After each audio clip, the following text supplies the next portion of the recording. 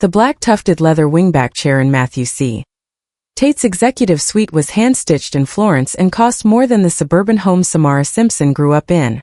Samara didn't know she was resting her head on $80,000 of Italian craftsmanship when her body finally gave out at 3:12 a.m. She had been on her feet for 19 hours, oscillating between the grease of the diner and the bleach of the hospital. Her long box braids were pulled back, but they couldn't hide the deep exhaustion etched into her face. "Just a moment of peace," she whispered, unaware that her scuffed sneakers were now resting directly on the CO's pristine leather ottoman. She was wrong to think the office was empty. At 3:45 a.m., the private elevator opened. Matthew C. Tate stepped out, a towering 6 feet 3 inches frame of sharp lines and navy blue tailoring. Matthew didn't just value order. He demanded it. He flipped the light, and his eyes locked onto the mess. A cleaning cart sat like a scar against his glass and steel aesthetic, but it was the woman in his chair that made his jaw tighten. His head of security appeared instantly. "Sir, I'll have her removed immediately." "No." Matthew's voice was a low, dangerous velvet. He didn't look away from Samara's peaceful form as he slowly gripped a wooden yardstick with both hands. She wanted to sit in the seat of power. Now she's going to learn exactly what it costs to stay there. The smell of industrial-grade ammonia and burnt coffee beans had become the permanent scent of Samara Simpson's life. It was 6 a.m., and the sun was just a bruised purple smear over the Chicago skyline, but for Samara, the day was already 4 hours old. She stood behind the counter of the Silver Spoon Diner, her hands moving with a mechanical precision that bypassed her brain entirely. Crack 2 eggs, drop the toast, wipe the counter, smile for the regular who never tipped, and repeat. Every time she glanced at the digital clock above the grill, she saw numbers, but they weren't time. They were currency. $12 an hour. If she didn't stop for lunch, that was $96 for the shift. Subtract taxes, bus fare, and the cheap protein bar she ate for fuel, and she was left with barely enough to cover the interest on the mountain of debt sitting in a billing office at Chicago General.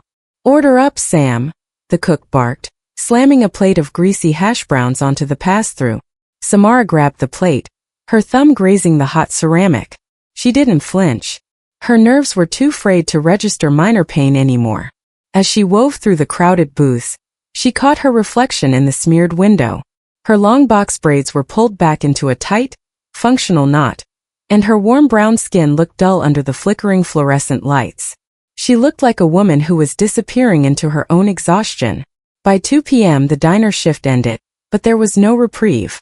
She traded her apron for a heavy yellow vest and caught the crosstown bus to the hospital. This was the hardest part of the day, not because of the labor, but because of the proximity.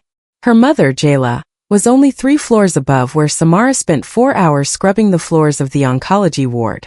The rhythm of the mop hitting the linoleum matched the rhythmic beeping of the heart monitors behind the closed doors. Every time a doctor in blue scrubs walked past, Samara's heart hammered against her ribs. She wanted to drop the mop and run to room 412, to hold Jayla's hand and tell her that everything was going to be okay. But she couldn't.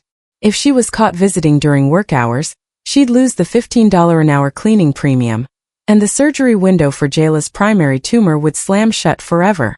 "You're pushing too hard, Sam," a familiar voice whispered. Samara looked up to see Raven, another orderly, leaning against a supply cart. Raven reached into her pocket and pulled out a crumpled granola bar, sliding it into Samara's hand. "I'm fine, Rave," Samara lied, her voice raspy from the cleaning fumes. "I just need to finish this wing. Dr. Vincent said the balance is due by the end of the week, or they give the surgical slot to someone else. $140,000. I'm not even halfway." Raven sighed, her eyes full of a pity that Samara hated. "Nobody can work 3 jobs on 4 hours of sleep, girl. You're going to collapse before you even get her to the operating room." "Then I'll collapse after the bill is paid," Samara replied, her jaw tightening. She turned back to the floor, putting her weight into the mop, erasing the scuff marks of people who had the luxury of walking without a heavy burden. The transition from the hospital to Tate Corp was the final descent into the blur. By 10 p.m., Samara was standing in the lobby of the most intimidating skyscraper in the city. The glass and steel felt cold, a monument to a kind of wealth that didn't just have money, but had power over time itself. She checked in with the night security, her sneakers squeaking on the marble. She liked the night shift at Tate Corp because it was quiet. There were no orders to shout, no patients to avoid. It was just her and the silence of the elite. She worked her way up the floors, dusting mahogany desks and emptying trash bins filled with memos that cost more than her annual salary. By the time she reached the executive suite on the top floor, her vision was beginning to tunnel. Her knees ached with a dull, throbbing heat, and her hands were raw from the constant contact with bleach. She entered Matthew C. Tate's office, a space that felt less like a workplace and more like a cathedral of discipline. Everything was in its place. The pens were aligned. The air felt filtered and expensive. She moved toward the massive, black-tufted leather wingback chair behind the desk. It was beautiful, smelling of rich hide and success. She only meant to lean against it for a second to stretch her back. But as she touched the leather, the sheer weight of her 19-hour day crashed down on her like a physical blow. "Just 5 minutes," she whispered to the empty, darkened room. "Just 5 minutes of peace." She sank into the chair, her scuffed cream sneakers coming to rest on the matching leather ottoman. It was the most comfortable thing she had ever felt. A soft, cradling embrace that didn't ask anything of her. For the first time in months, the sound of the hospital monitors and the clatter of the diner faded away. Her head tilted back, her long lashes fluttering shut. She didn't hear the hum of the city outside or the distant sirens. She didn't hear the soft chime of the private elevator at 3:45 a.m. Samara Simpson was finally asleep, unaware that she had just walked into the center of a storm she wasn't prepared to weather. In the silence of the office, the only sound was her steady breathing and the slow, heavy footsteps of a man who didn't believe in accidents. The hospital chapel was the only place in Chicago General that didn't smell like sickness or the sharp, stinging bite of the bleach Samara spent her days pushing into linoleum. It smelled of old wood, unlit candle wax, and the heavy, invisible weight of 1,000 whispered pleas. It was a small circular room with stained glass windows that filtered the harsh afternoon sun into muted shards of violet and gold. For Samara, it was the only sanctuary she had, even if she felt too tired to actually pray. She sat in the third pew from the back, her head resting against the cool wood of the seat in front of her. Her yellow cleaning vest was unzipped, revealing the dark navy uniform beneath, and her hands, shaking slightly from the caffeine and lack of sleep, were buried in her lap. "I knew I'd find you here." Raven slid into the pew beside her, moving with the quiet grace of someone used to navigating hospital corridors at high speeds. She didn't offer a platitude. Instead, she set a lukewarm cup of vending machine coffee on the ledge in front of Samara.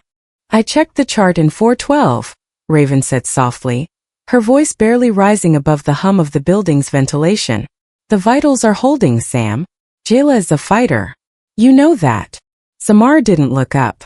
She stared into the dark surface of the coffee. "Being a fighter doesn't pay the surgeons, Rave. I spoke to Dr. Vincent's office again this morning before the diner shift. The experimental surgery is the only way to clear the primary tumor. If we don't do it this week, the window closes. The cancer is moving faster than I can mop." "What's the number?" Raven asked, though she looked like she already knew the answer would be devastating. $140,000, Samara whispered. The number felt like a physical weight, a stone pressed against her chest that made every breath a struggle. "That's just the upfront cost. Just to get her on the schedule. I've worked 3 jobs for 6 months, I've sold everything that wasn't nailed down, and I'm not even a quarter of the way there. I make $12 an hour serving eggs and 15 scrubbing toilets. You do the math. I could work 24 hours a day for a year, and I still wouldn't be close." Raven reached out, covering Samara's rough, bleach-burned hand with her own. "There has to be a way. A grant, a loan." "I've applied for everything," Samara interrupted, finally looking up. Her eyes were bloodshot, the warm brown clouded by a deep, hollow despair. "My credit is trashed from the initial ER visits. The bank laughed at me. To them, I'm just a girl in a navy jumpsuit with a mop. I'm invisible until the floor is dirty, and I'm a liability when I need a hand." At the front of the chapel, a small figure rose from the kneeling rail. Sister Grace, a pillar of the local community who seemed to spend more time at the hospital than the residents, turned toward them. Her face was a map of deep lines and practiced compassion, her white Sunday hat slightly askew as she approached. "I couldn't help but hear the burden in your voice, child," Sister Grace said, her voice like warm velvet.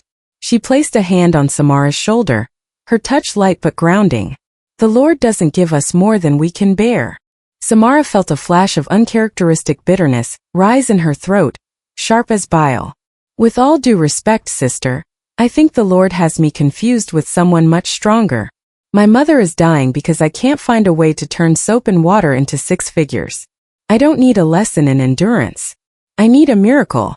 Sister Grace didn't flinch at the desperation. She simply closed her eyes. "Miracles don't always come in the form of burning bushes, Samara.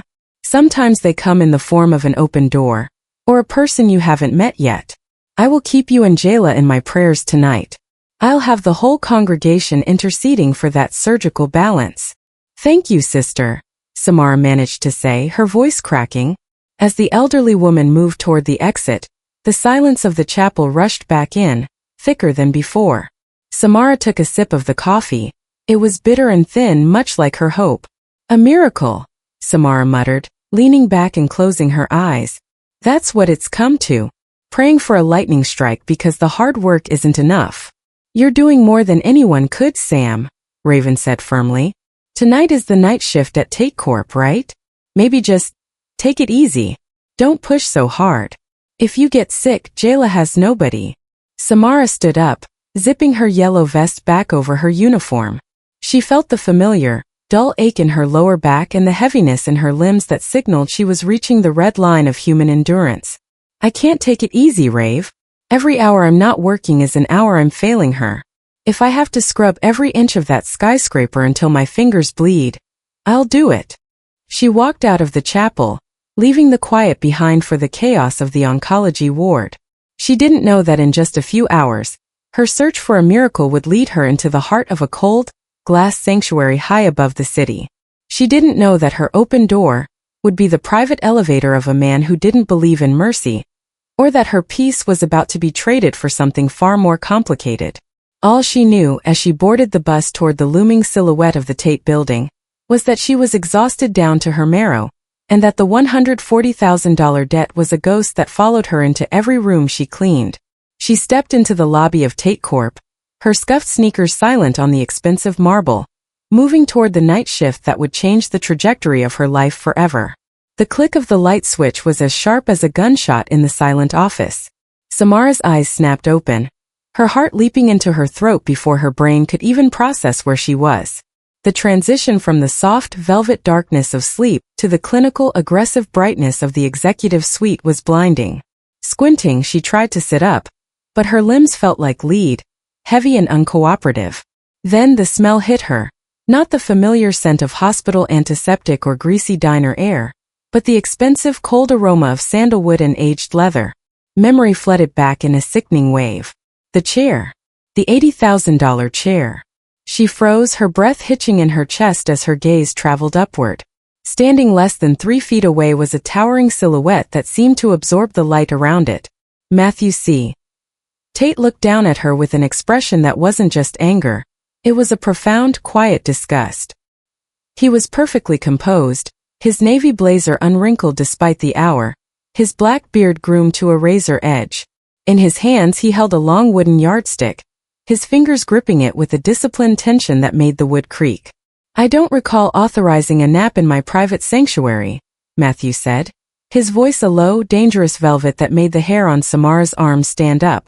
Samara scrambled to stand, her scuffed sneakers slipping on the polished floor as she desperately tried to untangle herself from the deep, tufted leather. She felt like a trapped animal, small and filthy in the face of his overwhelming perfection. Her long box braids were messy, one falling over her eye, and she could feel the heat of a deep, humiliated flush creeping up her neck. "I am so sorry," she stammered, her voice raspy and thin. She stepped away from the chair, nearly tripping over her own cleaning cart.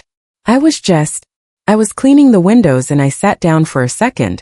I didn't mean to fall asleep. It won't happen again, I swear." Matthew didn't move. He didn't even blink. He slowly extended the yardstick, the tip of it coming to rest just inches from the scuff marks her shoes had left on the leather ottoman. He looked at the marks, then back at her, his eyes cold and analytical. "You sat in this chair," he whispered, the quietness of his voice more terrifying than a shout. "You brought the grease of 1,000 cheap meals and the germs of a public ward into the one place in this city where I am supposed to have peace." Samara's back hit the floor-to-ceiling glass window.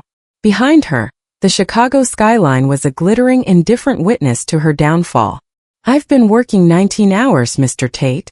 My mother is in the hospital, and Everyone has a story, Miss Simpson," he interrupted, his gaze dropping to the clean badge pinned to her navy shirt. "I am not interested in yours. I am interested in the fact that you have violated the order of my environment. You have introduced chaos where there was discipline." Mark Jarvis, the head of security, stepped forward from the shadows near the elevator, his hand hovering near his radio. "Sir, I've already contacted the night manager at the agency.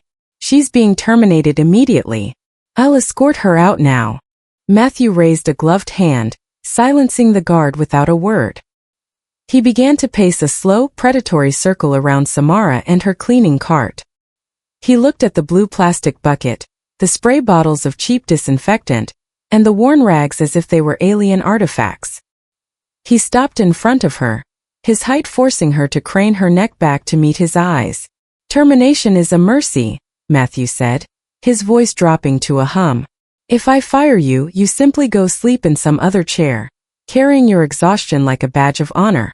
No, that isn't a correction. That's just a relocation of the problem." Samara felt the walls closing in. The exhaustion that had claimed her minutes ago was gone, replaced by a cold, sharp terror. "Please, Mr. Tate. I need this job. I have bills. Medical bills. If you fire me, I lose everything. You lost everything the moment you thought your comfort was more important than my rules," he replied. He tapped the yardstick against the palm of his gloved hand. The sound was rhythmic like a ticking clock. "You've taken my peace, Samara. And I find that I am a very possessive man when it comes to what belongs to me." He turned to Mark. "Tell the agency I'm not just terminating her contract. I'm buying it, along with every debt, every lien, and every hour she currently owes to anyone in this city. As of 4 a.m., Miss Simpson does not work for the cleaning company. She works for me. Personally." Samara's heart stopped. "What?" Matthew leaned in, his face inches from hers. She could see the meticulous braid of his hair, the rich brown of his skin, and the total absence of pity in his eyes. "You wanted to know what it felt like to sit in this chair," he whispered. "Now you're going to find out what it feels like to maintain the life of the man who owns it. You won't be cleaning the floors anymore, Samara. You'll be cleaning the air I breathe. You'll be on call every minute of every day until I decide your debt to my peace is settled." He stepped back, straightening his waistcoat as if the conversation were already over. "Mark, take her to the holding suite in the penthouse. Throw that card away. And get her a uniform that hasn't been dragged through a hospital gutter." As the security guard moved toward her, Samara looked back at the black leather chair. It looked different now, no longer a place of rest, but a throne for a man who had just dismantled her life with a few quiet words. She had prayed for a miracle in the chapel, an open door to save her mother. But as the elevator doors slid shut, locking her in with the man who had just taken her freedom, she realized with a sickening jolt that some doors lead directly into the dark. Her nightmare wasn't ending. It was only just beginning. The interior of the private elevator was a cage of brushed steel and mirrored glass, reflecting Samara's disheveled state back at her from every angle. Beside her, Matthew C. Tate stood like a statue, his eyes fixed on the floor numbers as they climbed toward the penthouse. He didn't look at her, but the air between them was thick with a calculated, suffocating pressure. When the doors slid open, Samara was ushered not into a living space, but into another sanctuary of glass and clinical precision. Matthew walked directly to a minimalist slate-gray desk near the floor-to-ceiling windows. He didn't sit. He began to pace, his leather-gloved fingers tracing the edge of the yardstick he still carried. The city lights below seemed to obey the silence of the room. "Do you know the cost of the disruption you caused tonight, Samara?" Matthew asked, his voice low and rhythmic. "It isn't just about a chair. It's about the breach of a system. My life is built on a specific frequency of order. When you sat in that chair, you didn't just leave a scuff mark. You introduced a variable of chaos that has cost me an hour of my scheduled focus. In my world, an hour is worth more than you will earn in a lifetime. Samara stood near the door, her hands clasped tightly in front of her. She felt the urge to defend herself, to talk about the diner, the hospital, and the sheer human weight of her exhaustion, but looking at his broad shoulders and the disciplined line of his braids, she realized he didn't view her as a human. She was an audit finding, a defect in his environment. "I didn't mean to break anything, Mr. Tate," she whispered, her voice trembling. "You broke the piece," he countered, finally turning to face her. He reached into his waistcoat pocket and pulled out a slim high-end tablet, tapping the screen with a gloved thumb. "I've spent the last 10 minutes having Mark run a preliminary check on you. Samara Simpson. No assets. 3 jobs. Outstanding medical debt at Chicago General totaling $142,618. Your mother, Jayla, is currently in oncology, awaiting a surgery that the hospital will not schedule without a deposit that you do not have." The mention of her mother's name in his cold, executive voice felt like a violation. Samara's breath hitched. How do you know that?" "I own the firm that manages the hospital's debt portfolio," Matthew said, his eyes narrowing. "Information is the only currency I value. You are drowning, Samara. You are scrubbing floors to pay off a debt that is growing faster than your hands can move. You think you are working for her life, but you are actually just waiting for her to die so the debt can stop." "That's not true," Samara cried, taking a step forward. "I would do anything for her. I would work 24 hours a day if I had to." "Good," Matthew said, a ghost of a smile touching his lips, a cold, sharp thing that didn't reach his eyes. "Because that is exactly what I am offering. I have already instructed my legal team to buy out your hospital lien. As of this moment, you don't owe Chicago General a penny. You owe me." He slid the tablet across the slate desk. On the screen was a document titled Personal Service and Restitution Agreement. "This is the price of the seat you took," Matthew continued, his voice dropping to a dangerous, silky hum. "I am paying for your mother's surgery. All of it. The upfront costs, the aftercare, the medication. In exchange, you are no longer an independent citizen. You are a fixture of this suite. You will live here in the staff quarters. You will be on call 24 hours a day. You will maintain the order of my life, you will anticipate my needs before I even have them, and you will do so with a level of perfection that mirrors my own. You will not leave this building without my express permission. You will not speak to the press. You will not have visitors." Samara stared at the screen. The numbers were all there, the $140,000, the surgical codes, the discharge dates. It was the miracle she had prayed for in the chapel, but it was wrapped in a shroud of iron. "You're taking my freedom," she whispered, her gaze moving from the tablet to his face. "You're taking my whole life." "I am taking your chaos," Matthew corrected her, stepping closer until he loomed over her, the scent of his expensive cologne filling her senses. "And in return, I am giving your mother her life back. It's a simple calculation, Samara. Is your peace worth more than her survival? Because from where I stand, you've been living in a nightmare. I'm just giving that nightmare a structure." He held out a sleek, heavy pen. The silence in the penthouse was absolute, broken only by the distant, muffled sound of a siren miles below. Samara looked at the pen, then at the scuffed off-white sneakers she was still wearing, the shoes that had started this. She thought of Jayla in the hospital bed, the rhythmic beep of the monitor, and the doctor's cold insistence on the balance. If she signed, she would be a prisoner to a man who measured his world with a yardstick. If she didn't, she would be a free woman burying her mother by the end of the week. "Will she get the surgery?" Samara asked, her voice barely audible. "Immediately. The surgical team is being paged as we speak," Matthew said. "They are simply waiting for my confirmation that the debt has been secured." Samara reached out, her fingers trembling as she took the pen. She felt Matthew's eyes on her, watching her with the intensity of a collector who had just found a rare, broken thing he intended to fix. She pressed the pen to the screen, her signature appearing in a sharp, jagged line that looked like a heartbeat on a monitor. As she finished, Matthew took the tablet back, his expression unreadable. He tapped the screen once, sending the confirmation that would save Jayla's life and end Samara's autonomy. "Welcome to the Tate Corporation, Samara," he said, his voice as cold and smooth as the glass walls surrounding them. "Mark will show you to your quarters. You have 4 hours to sleep. At 8:30 a.m. your training begins." And Samara. She paused at the door, her shoulders slumped under the weight of her new reality. "The next time you sit in my chair," he whispered, "it will be because I have ordered you to. And you will find that the price of my peace is something you've only just begun to pay." The transition from the sprawling, chaotic world of triple shifts and hospital wards to the suffocating silence of the Tate penthouse was a shock Samara felt in her very marrow. Mark Jarvis led her down a corridor of polished obsidian and recessed lighting, the air so filtered it felt thin and artificial. He stopped at a door that was indistinguishable from the wall itself until it slid open with a whisper, revealing a space that made the hospital chapel feel warm and inviting. The room was a masterclass in clinical minimalism.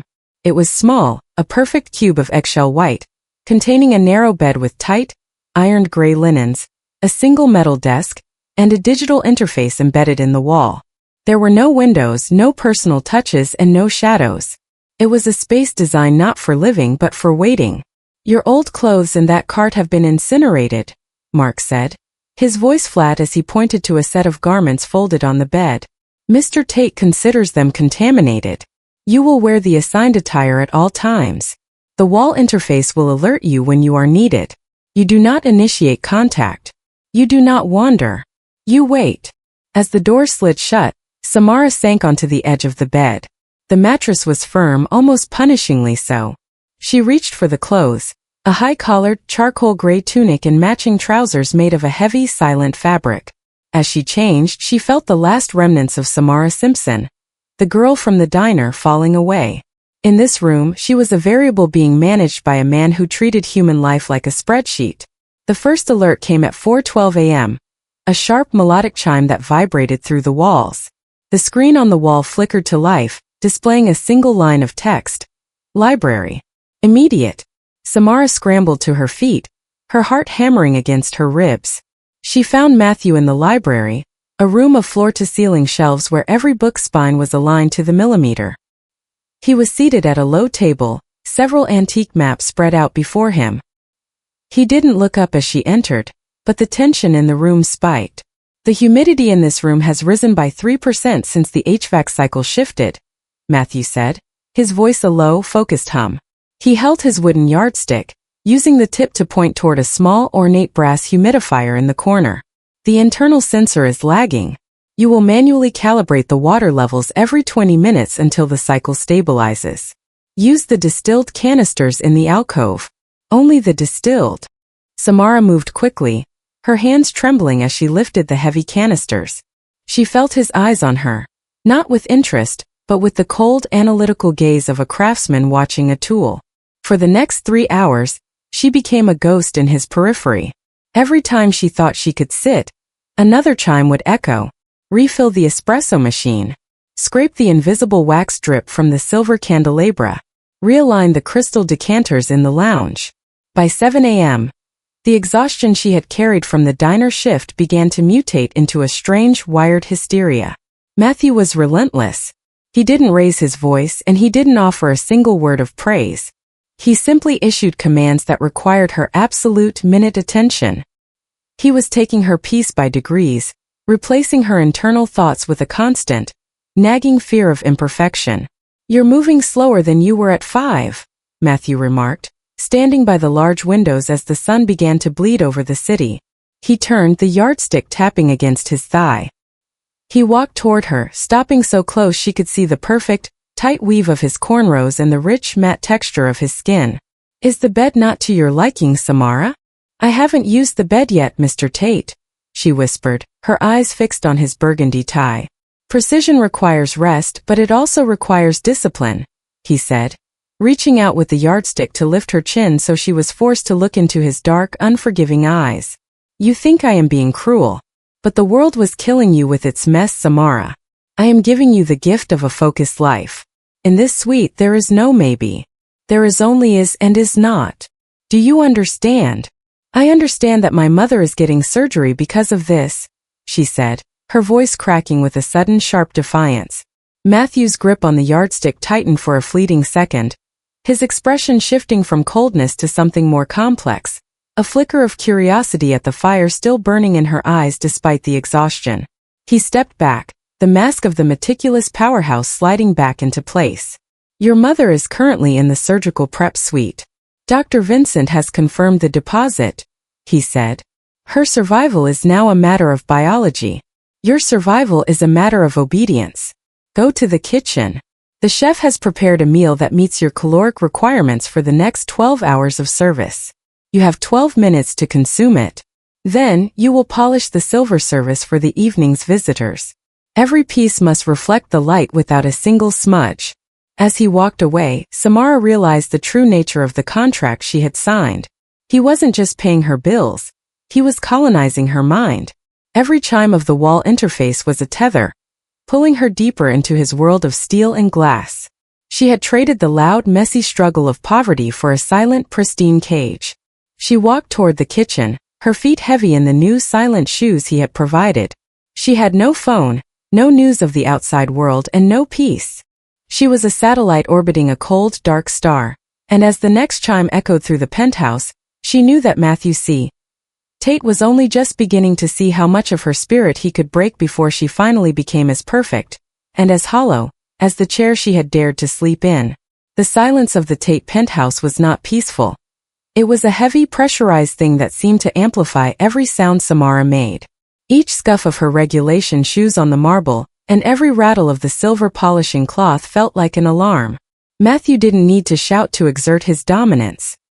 He simply existed in the space as a constant, judging presence, his wooden yardstick held with both hands like a scepter of correction. He stood behind her as she worked on the floor-to-ceiling bookshelves in the grand lounge, his shadow stretching long and thin across the rare first editions. Samara's hands were steady only by force of will.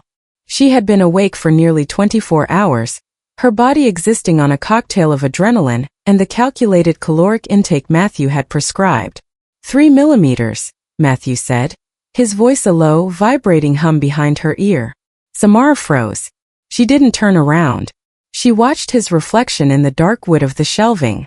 He stepped forward, the yardstick extending with surgical precision. He placed the edge of the wood against a row of leather-bound biographies.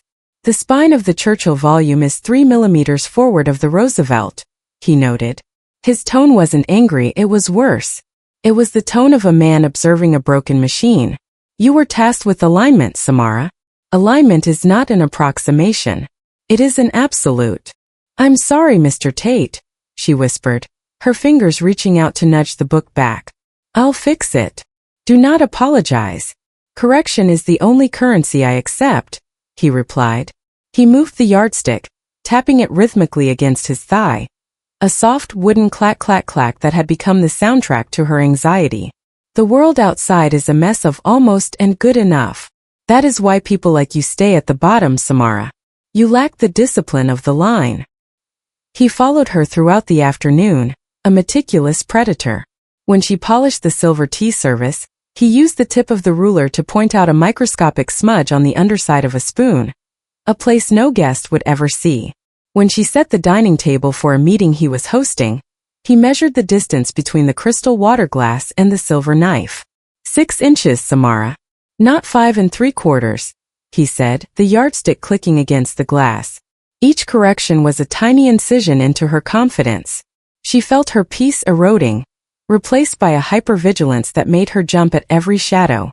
She found herself staring at lines in the floor, at the way the light hit the curtains, her mind constantly calculating if things were straight, if they were clean, if they were his. Why do you do this? She asked finally, her voice cracking as she knelt to rebuff a section of the floor he had deemed cloudy. Matthew paused in his pacing. He looked down at her, his deep brown skin glowing in the late afternoon sun, his braids pulled back so tightly they looked like part of his skull. He looked magnificent and terrifying. A man who had built a fortress of order to keep the world's chaos at bay. Because the moment you stop measuring, you start falling, he said, his eyes narrowing. He walked toward her, the yardstick held vertically between them like a barrier. You came into my office and slept in my chair because you had no boundaries. You let your exhaustion dictate your actions. I am teaching you that your feelings are irrelevant to the standard. The standard is all that matters. My feelings are what's keeping me alive, Matthew, she said, using his name for the first time. The air in the room seemed to vanish. He didn't recoil. Instead, he leaned down, the yardstick pressing lightly against the center of her chest, right over her heart. Your feelings are what brought you to me in debt and despair. Your heart is a chaotic engine. I am giving you a cage of gold and glass to protect you from yourself. The yardstick felt heavy against her sternum. She could feel the steady thud of her pulse against the wood, a frantic rhythmic protest. For a moment they stayed like that, the billionaire and the cleaner, connected by a 36-inch piece of wood in a room that cost millions. Is my mother's surgery still on schedule? She asked, her eyes searching his for a flicker of humanity. The first incision was made 10 minutes ago, Matthew said, his voice softening just a fraction, though he didn't move the ruler. Dr. Vincent is in the theater. The debt is secured, Samara. But remember, for every minute they spend fixing her, you spend a minute perfecting this. That is the balance. He pulled the yardstick away and straightened his waistcoat. The chime on the wall interface echoed through the lounge. A new command. The study, he said, turning his back on her. The desk blotter is askew. Go. Samara watched him walk away, his stride perfectly measured, his silhouette a sharp line against the glass. She looked at her hands. They were raw and red, but they were working. She was a prisoner of the yardstick, a captive of a man who used a ruler to take her peace. But as she headed toward the study, she realized the most terrifying part of his rule. She was starting to look for the crooked lines before he did. She was starting to fear the mess as much as he did. Matthew C. Tate wasn't just controlling her time. He was reshaping her soul into a mirror of his own cold, meticulous perfection. And she didn't know if there would be anything left of Samara Simpson by the time the debt was finally paid. The industrial hum of the Tate penthouse was interrupted by a sharp, unauthorized vibration in the pocket of Samara's charcoal tunic. It was her personal phone, an object she was forbidden to use, hidden beneath the heavy fabric of her uniform. She retreated to the narrow, sterile bathroom of her quarters, the only place where the omnipresent cameras didn't track her every blink. With trembling fingers she answered the call. Samara? Oh my God, Sam, I've been calling you for 2 days. Raven's voice was frantic, a jagged contrast to the silent, filtered air of the penthouse. Where are you? I went to the diner and they said you ghosted. I went to the cleaning agency and they told me your contract was absorbed by some private firm. What is going on? I'm at the Tate building, Raven, Samara whispered, her eyes fixed on the door, listening for the rhythmic clack-clack-clack of Matthew's yardstick in the hallway. I'm working. I'm staying here now. Staying there? Sam, you sound like a ghost. I've heard stories about Matthew Tate. They call him the meticulous butcher in the business journals. He doesn't hire people. He acquires them. You need to get out of there. Whatever he's paying you, it isn't worth your sanity. You look like you're fading away. Samara leaned her forehead against the cold, obsidian tile of the wall. The exhaustion was a physical weight, a fog that never truly lifted. I can't leave, Rave. You don't understand. He didn't just hire me. He bought the debt. He did what? Wait, Samara said, her thumb flying over the screen. I'm sending you a screenshot of the patient portal at Chicago General. Look at it. There was a long silence on the other end of the line. Samara could almost hear Raven's breath hitch as she opened the file. On the screen, the terrifying 6-figure balance that had haunted Samara's nightmares, the $142,618 that had stood between her mother and a future, had been replaced. Current balance, $0. Status paid in full. Guarantor, Tate Holdings LLC. Samara. Raven's voice was a mere breath. He paid it all? The whole thing? The surgery, the ICU stay, the meds? Every penny, Samara whispered, a single tear tracing a path through the dull dust on her cheek. But the price wasn't money. It was me. I signed a personal service contract. I belong to him now, Raven. Every hour, every thought, every movement. I'm the variable he's decided to fix. If I walk out that door, the funding is pulled. The doctors stop. My mother dies. So tell me, How do I quit that? It's a cage, Sam, Raven said, her voice thick with a mix of horror and helplessness. He's using your love as a leash. That's not a job, it's indentured servitude. He's taking your peace, your soul, everything that makes you you. My peace was already gone, Raven, Samara countered, her voice hardening with a desperate, brittle strength. It died the moment Dr. Vincent told me the price of her life. Matthew Tate didn't take my peace, he just gave my chaos a master. At least this way, when I collapse, I'll know her heart is still beating. That's the only miracle I'm allowed to have. A sharp melodic chime echoed through the room, the wall interface. Master Suite. Realign silk linens. Immediate. I have to go, Samara said, her voice trembling. He's calling. Don't call me again, Rave. If he finds this phone, I don't know what he'll do. Sam, wait. Samara cut the call and shoved the phone back into her hidden pocket. She splashed cold water on her face, staring at the stranger in the mirror. Her eyes were wide, shadowed by a hypervigilance that had become her new baseline. She straightened her high-collared tunic, ensuring the seams were perfectly aligned, exactly as he demanded. She stepped out into the hallway, her heart hammering a frantic rhythm against her ribs. As she turned the corner toward the master suite, she saw him. Matthew was standing by the large windows, his broad shoulders silhouetted against the bruised purple of the twilight sky. He didn't turn around, but he held the wooden yardstick behind his back with both hands, the wood creaking under his grip. You're 38 seconds late, Samara, he said, his voice a low vibrating hum that seemed to rattle the very bones in her chest. I'm sorry, Mr. Tate. I was finishing a task. Matthew turned slowly, his deep brown eyes scanning her face with a terrifying clinical intensity. He walked toward her, the yardstick tapping rhythmically against his thigh. He stopped just inches away, the scent of his expensive sandalwood cologne surrounding her like a shroud. You smell of salt and old plastic, he noted, his gaze dropping to the hidden bulge in her pocket. He didn't reach for it. He didn't have to. The mere suggestion of his knowledge was enough to make her blood run cold. You've been crying, and you've been communicating with the outside. The outside is a distraction, Samara. It is a source of infection for the order we are building here. He raised the yardstick, the tip of it coming to rest lightly against her pocket. The debt is settled, but the interest is paid in focus. Do not let your peace be disturbed by those who do not understand the cost of a life. Go. The bed is 3 millimeters off-center from the north wall. Correct it.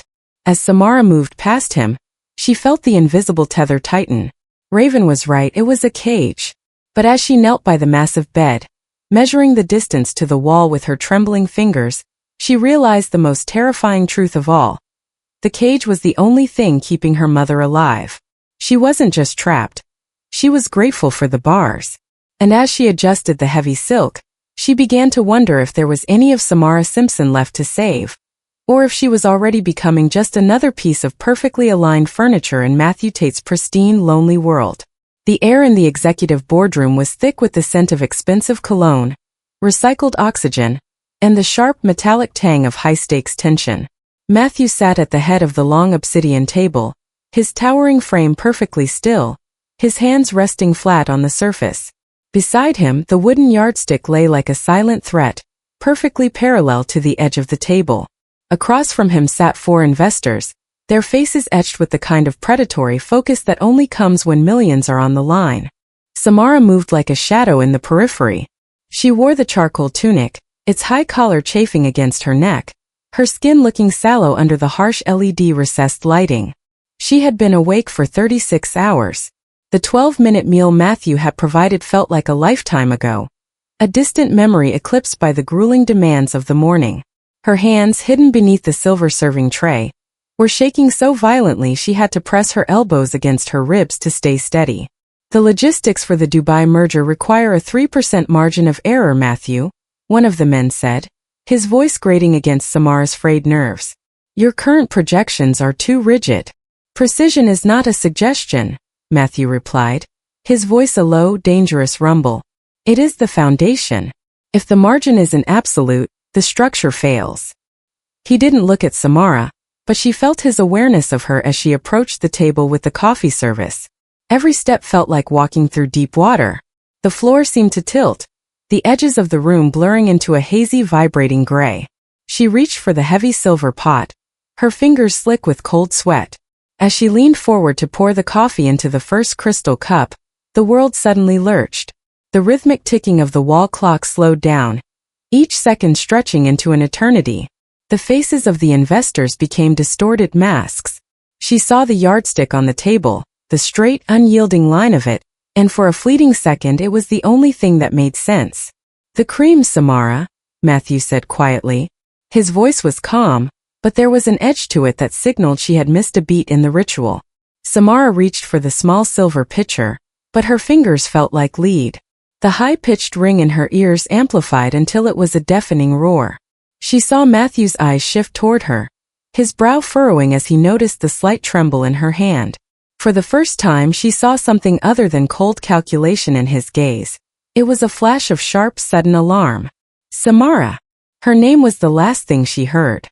The silver pitcher slipped from her numb fingers, hitting the obsidian table with a clatter that sounded like a thunderclap. The cream bloomed like a white explosion across the pristine surface, soaking into the expensive folders and splashing against Matthew's navy sleeve. Samara didn't feel herself hit the floor. The darkness was sudden and absolute, a mercy that finally allowed her body to stop fighting the impossible weight of her life. Samara! Matthew's voice lost its controlled velvet. It was a jagged, raw sound that startled the men at the table. He was out of his chair before the security team could react, his long strides covering the distance in an instant. He ignored the cream ruining his suit, ignored the stunned investors, and dropped to his knees on the hard marble. He pulled Samara's limp form into his lap, his leather-gloved hands hovering over her face before he threw the gloves aside, wanting the direct contact of skin against skin. "Mark! Call Dr. Vincent. Now!" Matthew barked, his voice vibrating with a frantic energy that shook the room. He didn't care about the board meeting. He didn't care about the 3% margin. He looked down at Samara's pale face, her long box braids splayed across his arm like silk. Her skin was cold, her breathing shallow and ragged. She looked so small, so fragile, a bird broken by the very cage he had built to protect her. 10 minutes later, the boardroom had been cleared of investors, replaced by the clinical efficiency of Dr. Vincent and a portable medical kit. The doctor knelt over Samara, checking her vitals while Matthew stood by the window, his back to the room, his hands clenched so tight they were white-knuckled. "It's extreme exhaustion and malnutrition, Matthew," Dr. Vincent said, his voice somber as he packed a syringe. "Her blood sugar is dangerously low. Her body is essentially shutting down to preserve what little energy she has left." "How long has she been working like this?" Matthew didn't answer. He stared out at the Chicago skyline, the city he thought he controlled. He had taken her piece to give her order, but he had forgotten that a human heart wasn't a machine that could be calibrated with a yardstick. "She needs a glucose for an absolute rest," the doctor continued, standing up. "And she needs to eat properly. If she pushes like this again, her heart won't take the strain. She's been living on adrenaline and fear." Matthew turned slowly. He looked at Samara, who was now hooked to a small 4-drip, her face still unnervingly still. He looked at the wooden yardstick lying abandoned on the cream-stained table. For the first time in his life, the Meticulous Powerhouse felt a crack in his foundation that he couldn't measure. "Move her to my bedroom," Matthew commanded, his voice returning to a low hum, but one filled with a new dark resolve. "Not the staff quarters. Mine. And stay with her, Vincent. If her heart skips a single beat, I want to know why." As Mark and the doctor lifted her, Matthew picked up the yardstick. He looked at the wood, then at the spot where she had fallen. He realized then that he hadn't just bought her debt. He had become responsible for the light in her eyes. And as he followed them out, he knew the peace he had taken from her was nothing compared to the peace he had just lost himself. The master suite was a cavern of silent luxury, dominated by a massive bed that felt more like a monument than a place of rest. Samara lay beneath the heavy silk duvet, her face almost translucent against the slate-gray pillows. The glucose 4 dripped with a steady, clinical rhythm, the only sound in a room that usually hummed with the absolute authority of its owner. Matthew stood by the foot of the bed, his broad shoulders silhouetted against the midnight blue of the Chicago sky. He had removed his blazer and waistcoat. His white dress shirt was unbuttoned at the collar, the sleeves rolled up to reveal forearms corded with the tension he couldn't release. He looked at the charcoal tunic Samara had been wearing, now draped over a nearby chair. It looked small, almost pathetic in the context of his world. As he reached out to move it, his fingers brushed against a crinkle of paper hidden in the side pocket. Matthew paused. His meticulous nature demanded he ignore it. It was a variable outside his current focus, but the memory of her frantic hand over that pocket in the hallway gnawed at him. He reached in and pulled out a small battered notebook with a frayed spine. It was held together by a rubber band, its edges softened by sweat and constant handling. Matthew opened it, expecting to find cleaning schedules or perhaps the phone number of the friend she had been talking to. Instead, the first page was a meticulously hand-drawn grid. It wasn't a schedule of chores, it was a battlefield map of a debt. Every date was listed in tiny, cramped handwriting. June 14th, diner shift, $84. June 15th, hospital shift, $112. June 15th, night shift, $130. Beside each entry was a subtraction. The starting number at the top of the page was $142,618. As Matthew flipped through the pages, he saw the number slowly, agonizingly chipping away. $100 here. $50 there. It was a record of human suffering converted into math. She had been calculating her mother's life in increments of scrambled eggs and scrubbed toilets. On the very last page, she had written a single phrase, circled so many times the ink had bled through the paper. Do not stop. She is all you have. A folded piece of yellowed stationery fell from the back of the notebook. Matthew picked it up. It wasn't a bill. It was a prayer list written in a different, shakier hand, likely Jayla's. At the very top, above the names of church members and neighbors, was Samara's name. For my Samara. Strength for her back. Peace for her mind. A hand to hold her when I cannot. Matthew felt a cold, sharp sensation in his chest that no yardstick could measure. He looked at the girl in his bed, the variable he had treated like a defective machine. He had prided himself on taking her peace to give her order, but looking at this notebook, he realized she had never known peace. She had been living in a war zone of poverty and devotion, and he had simply been another predator she had to survive. He walked to the bedside, the notebook heavy in his hand. He looked at her raw red fingers resting on the silk, fingers that had written these numbers while her body was screaming for rest. For the first time, the meticulous powerhouse didn't see a cleaner who had violated his chair. He saw a warrior who had fought a world that didn't care if she lived or died, just to keep a heartbeat going in room 412. The yardstick, which he had leaned against the nightstand, caught the light. Matthew picked it up, looking at the inches and centimeters that had defined his life. He realized then that his obsession with order was a hollow shield. He controlled the lines of his office because he couldn't control the chaos of the human heart. But Samara, exhausted, starving, broken Samara, had controlled hers with a strength that made his wealth look like ash. He sat on the edge of the bed, a move that went against every rule of his disciplined life. He reached out and touched her hand, his thumb tracing the rough skin of her knuckles. She didn't wake, but her breathing seemed to even out at his touch. I was measuring the wrong things, Samara, he whispered, his voice a low, jagged sound in the darkness. He took the notebook and placed it carefully on his nightstand, atop his own leather-bound planner. He then picked up his phone and sent a single text to Mark Jarvis. Cancel the 6 a.m. inspection. Double the grocery order. Find out what flowers Samara Simpson likes and have them in her room before she wakes up from surgery. Use my personal account.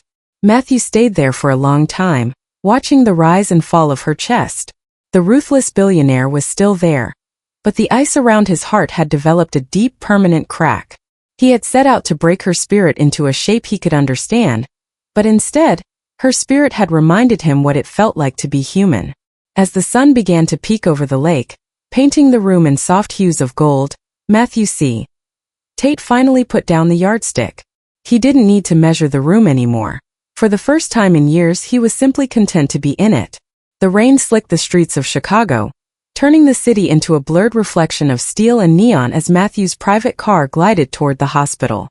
For the first time in years, Matthew wasn't wearing his signature navy blazer or the waistcoat that acted as his armor. He had opted for a simple, high-quality black sweater and a pair of dark trousers. Without the yardstick in his hand, he felt strangely off balance, his fingers twitching with a phantom need to measure the space around him. He had told Mark he was going as an anonymous donor to check on the investment, but as he stepped into the sterile warmth of Chicago General, he knew he was lying to himself. Room 412 was quiet, the only sound being the rhythmic, mechanical sigh of a ventilator and the steady beep-beep-beep of the heart monitor. Jayla Simpson looked like a fragile bird caught in a web of plastic tubing. Her skin was a shade lighter than Samara's, her face a map of the same weary strength he had seen in the notebook. Matthew stood at the foot of the bed, his presence filling the small, cramped room. He looked at the medical equipment, the pumps, the monitors, the 4 stands, and realized that this was the mess Samara had been fighting to control. A soft groan came from the bed. Jayla's eyes fluttered open, unfocused and clouded by the fog of anesthesia. She blinked several times, her gaze finally landing on the tall, dark stranger standing in the shadows of her room. She didn't look afraid, she looked curious. "Are you the doctor?" she rasped, her voice like dry leaves skittering across pavement. "No," Matthew said, his voice dropping to a low, uncharacteristically gentle hum. He stepped into the light, his deep brown skin glowing under the soft yellow lamps. "I'm a friend of Samara's. I wanted to see how you were recovering." A weak, beautiful smile touched Jayla's cracked lips. "A friend? She doesn't have many of those lately. My girl. She's a worker. She's been carrying the world on her back for me. Is she okay? She hasn't called in 2 days.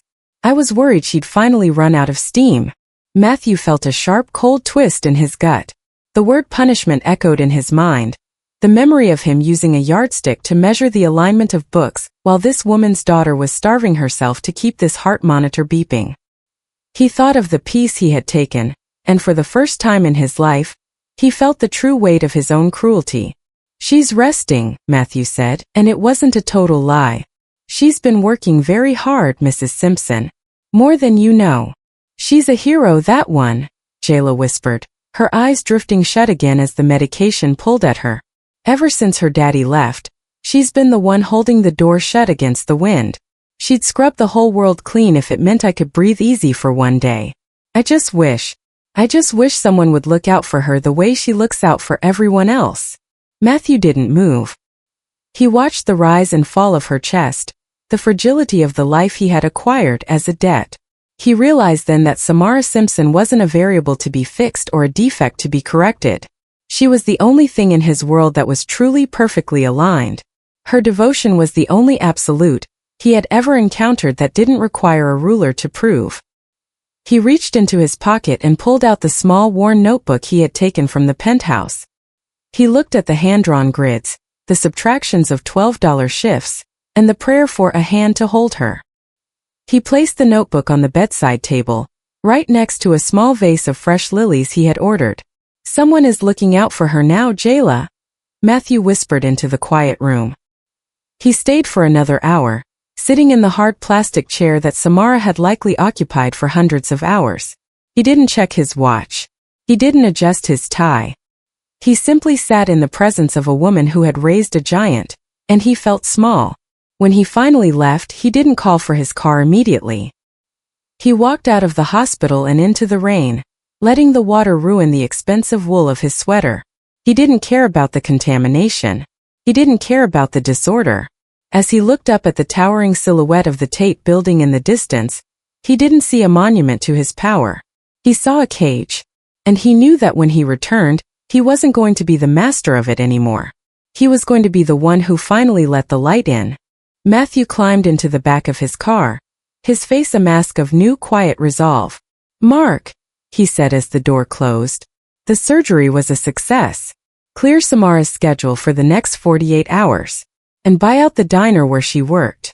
I want the deed on my desk by morning. No one is ever going to shout an order at her again." The clinical silence of the master suite was shattered by the sharp, intrusive trill of Samara's personal phone. She was sitting on the edge of the expansive bed, Wrapped in a plush robe Matthew had ordered to replace her charcoal tunic, her body still humming with the residual tremors of her collapse. When she saw the caller ID Chicago General, the blood drained from her face, leaving her a ghostly shade of gray. Samara? It's Nurse Ella. The voice on the other end was strained, stripped of its usual professional warmth. Where are you? Dr. Vincent has been trying to reach your guarantor, but the line is down. Jayla's labs just came back, and her markers are spiking. If we don't move her into the theater in the next 3 hours, the tumor will wrap around the primary artery. We'll lose the window, Samara. Permanently. But the debt. The payment was confirmed, Samara gasped, her hand clutching the silk duvet so hard her knuckles turned white.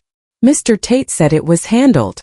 The deposit was cleared, but there's a final surgical clearance form that requires a live authorization for the private nursing team, Ella explained, the sound of rhythmic beeping audible in the background. The hospital board is blocking the prep until that signature is finalized. We have 3 hours, Samara. After that, her vitals won't sustain the bypass. You need to get here. Now. Samara stumbled to her feet, the world tilting as the foresight in her arm throbbed. She didn't have a car. She didn't have a key. She was a prisoner in a glass tower, and the only man who could open the door was the one who had spent the last week measuring her worth with a yardstick. She burst into the grand lounge, her breath coming in ragged hitches. Matthew was standing by the floor-to-ceiling windows, his back to her, silhouetted against a thunderstorm that was beginning to lash the city. He was holding the wooden yardstick behind his back, his fingers white-knuckled against the grain. "Matthew!" she cried out, her voice a jagged plea that echoed off the cold glass. He turned slowly, his expression unreadable, though his eyes narrowed as he took in her frantic state. "You should be resting, Samara. Dr. Vincent was very clear about." "The surgery is tonight," she interrupted, collapsing to her knees a few feet away from him, her pride finally shattered. "Nurse Ella just called. They need a final authorization or they're canceling the slot. They say the tumor is moving. If she doesn't go under the knife in 3 hours, she's gone." Matthew didn't move. He stood like a statue of navy and steel, the yardstick steady in his grip. "The board is likely stalling to renegotiate the aftercare premiums. It's a standard tactical move in high-stakes billing." "This isn't a tactic to me," Samara screamed, the sound raw and primal. She crawled toward him, her hands reaching for the hem of his trousers. "Please. You said you took my piece to give me order. You said you'd save her. I'll do anything. I'll sign a lifetime contract. I'll never leave this building again. I'll be the perfect machine you want me to be. Just, please give them whatever they want. Don't let her die because of a signature." Matthew looked down at her. For a long agonizing minute, the only sound was the rain drumming against the skyscraper. He slowly raised the yardstick, the tip of it coming to rest under her chin, forcing her to look up into his deep brown eyes. They weren't cold anymore. They were filled with a dark, turbulent intensity that made her breath catch. "You would trade your entire life for a heartbeat that isn't your own," Matthew whispered, his voice a low, vibrating hum. "You would let me break you just to keep her whole." "Yes," she sobbed, the tears finally falling hot and fast. "Yes, in a heartbeat." Matthew's grip on the yardstick tightened until the wood groaned. With a sudden violent motion, he didn't use it to measure her. He turned and threw the yardstick across the room. It clattered against the marble floor, sliding into the darkness under a sofa, a discarded relic of a man he no longer recognized. He reached down and hauled Samara to her feet, his hands gripping her shoulders with a strength that was both terrifying and grounding. "Stop begging, Samara. A warrior doesn't beg." He pulled his phone from his pocket, his thumb flying across the screen with lethal intent. "Mark, bring the car around. Now, tell the hospital board that if Jayla Simpson isn't in that theater in 15 minutes, I will buy the entire hospital and fire every person in that boardroom by sunrise. And call Dr. Vincent. Tell him the guarantor is on his way." He looked back at Samara, his face a mask of ruthless resolve. He reached out and wiped a tear from her cheek with his thumb, his touch uncharacteristically soft. "Get dressed," Matthew commanded, but the edge was gone, replaced by a fierce protective heat. "We're going to the hospital. And Samara, you aren't signing anything else." From this moment on, the only person you owe is yourself. I didn't take your peace to break you. I took it because I didn't know how to ask you to share mine." As he led her toward the elevator, Samara looked at the empty space on the floor where the yardstick had been. The lines were gone. The measurements were over. As the doors slid shut, she realized that the final advance she had begged for wasn't a loan or a signature. It was the man standing beside her, who had finally realized that some things, like the love of a daughter or the life of a mother, could never be measured by a ruler. The air in the hospital waiting room was thick with the scent of floor wax and stale coffee, a combination that usually made Samara's stomach turn, but tonight, she barely noticed. She sat on the edge of a vinyl chair, her eyes fixed on the double doors of the surgical wing. Beside her, Matthew sat in a stillness that was no longer terrifying but grounding. He hadn't checked his watch once in the 4 hours they had been there. The yardstick was gone, and in its place, his hands were loosely interlaced, his gaze steady and focused. When Dr. Vincent finally emerged, stripping off his surgical cap, his face carried the tired triumph of a man who had just cheated death. He walked straight to them, nodding once. "The tumor is out, Samara. The margins are clean. Her heart is strong. Jayla is in recovery, and she's already asking for her daughter." Samara felt the air leave her lungs in a long, shaky sob. She didn't realize she had reached out for Matthew until his large, warm hand closed around hers, anchoring her to the floor. The weight that had been crushing her chest for 6 months finally lifted, leaving her lightheaded and raw. "Thank you, doctor," Matthew said, his voice a low, resonant hum. "Ensure she has the private recovery suite I requested, and the around-the-clock nursing staff." As the doctor walked away, Samara turned to Matthew, her eyes wet with tears. "I don't know how I'm ever going to pay you back for this. A lifetime contract isn't enough. I'll work every hour I have left. I'll—" "Stop," Matthew interrupted, his voice soft but firm. He reached into his pocket and pulled out the small, battered notebook he had taken from her. He placed it in her hands, his thumb brushing against the worn cover. "You don't owe me a lifetime, Samara. You don't even owe me a minute." Samara looked at the notebook, then back at him, confusion clouding her relief. "But the contract. The $140,000. The debt was paid 3 weeks ago," Matthew said. The words were quiet, but they hit Samara with the force of an explosion. "The moment your mother's file crossed my desk during the audit of the hospital's debt portfolio, I authorized the payment. Before you ever stepped foot in my office. Before you ever fell asleep in that chair." Samara's breath hitched. She felt the world tilt again. Then why? Why the yardstick? Why the personal service? Why did you make me feel like a prisoner if I was already free? Matthew looked away for a moment, his gaze landing on a distant point in the hallway. The Meticulous Powerhouse looked human, his jaw tight with a regret he couldn't measure. "Because I'm a man who lives in a world of lines and absolute control, Samara. I saw your notebook. I saw how you were fighting a war alone, and I wanted to see if you were as unbreakable as you looked.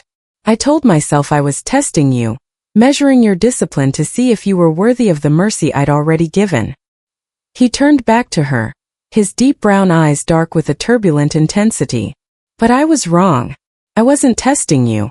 I was punishing you for being the only thing in my life I couldn't quantify with a ruler. I took your peace because I was jealous of it. I was jealous that a girl with nothing could have more heart than a man with everything. I waited to see if you would break, but you didn't. You just kept standing. And in the process you broke me instead."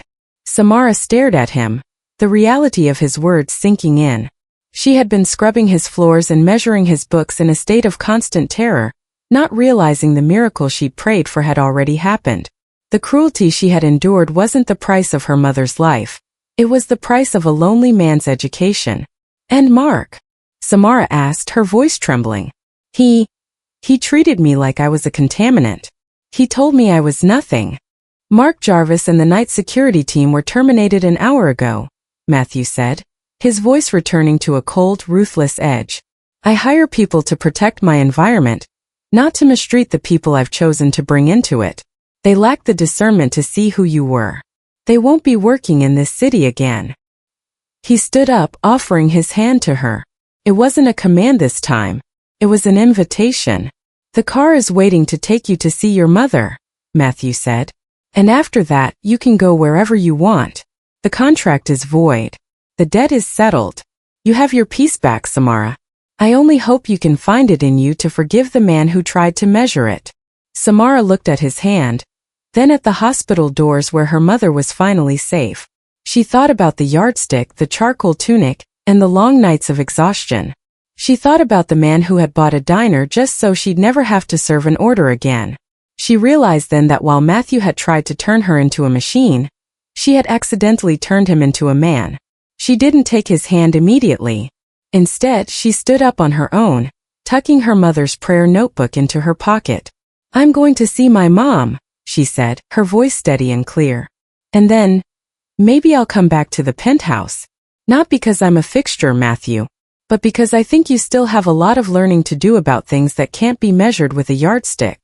Matthew watched her walk away, his broad shoulders relaxing for the first time in years. He didn't have his ruler, and he didn't have his silence, but as he watched her disappear into the recovery wing, he realized he finally had exactly what he needed. The Chicago skyline was a tapestry of amber and indigo, the city lights shimmering like fallen stars against the dark expanse of Lake Michigan. In the executive suite of the Tate building, the air was still filtered and pristine, but the cold, clinical silence of a year ago had been replaced by a soft, living warmth. The scent of sandalwood remained, yet it was now layered with the fragrance of fresh peonies, Jayla's favorite, which sat in a crystal vase on the slate-gray desk. Samara Simpson stood by the floor-to-ceiling glass, her silhouette strong and vibrant. She was no longer a fragile bird caught in plastic tubing. She was a woman reclaimed. Her laughter, light and melodic, echoed off the glass as she watched the bustling streets below. She had spent the afternoon telling stories of Samara's childhood to a man who listened with the kind of rapt attention he usually reserved for multi-billion-dollar mergers. She always was the stubborn one, Jayla said, turning back to the room with a playful glint in her eyes. Once she decided a thing was right, the whole world could be blowing against her and she wouldn't move an inch. Matthew stood near the wet bar, pouring a glass of sparkling cider for Jayla and a mineral water for himself. He moved with the same disciplined grace as always, but the stiffness in his shoulders had vanished. He wasn't wearing his navy blazer. His sleeves were rolled up and for the first time in years, his hands were bare. He had stopped wearing the leather gloves months ago, realizing that the contamination he had feared was actually the very thing that made life worth living. The touch of another person. I'm well aware of her stubbornness, Jayla, Matthew said, his voice a low, resonant hum.